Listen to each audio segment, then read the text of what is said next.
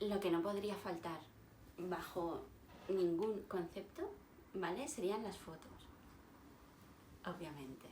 Porque si no, tus recuerdos se perderán como lágrimas en la lluvia. Yo me casé hace muchísimos años y mis hijas han nacido hace muy poquito. Mi vida antes de ella es una nebulosa. Me acuerdo de cosas muy concretas porque la vida te cambia tanto y es tan intenso todo que es como si hubiera un antes y un después. Aunque hagas una celebración mínima y austera, como pueda ser mi caso en el juzgado y ya, igualmente ahí tenemos recuerdos que son súper bonitos de ese instante, que es una lectura de 3 líneas.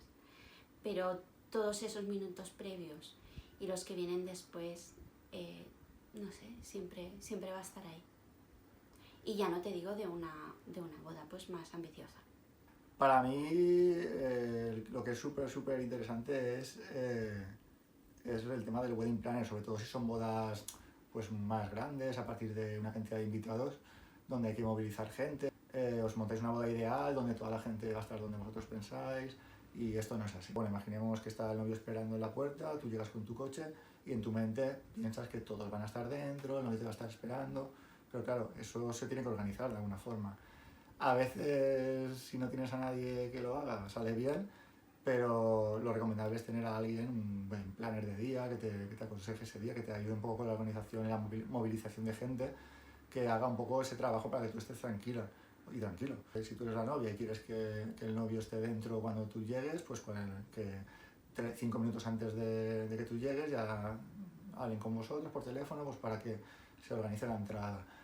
Hemos visto de todo, novias súper disgustadas porque llegaban y han visto al novio fuera, momentos de la típica fotos de altar donde tenían que estar todos fuera excepto las familias cercanas y al final estaban todos dentro o se ha salido toda la gente fuera y ha sido un descontrol total. Hay muchos sitios que tienen una persona que os echa una mano, en muchos sitios lo hacen muy bien y en otros no tan bien.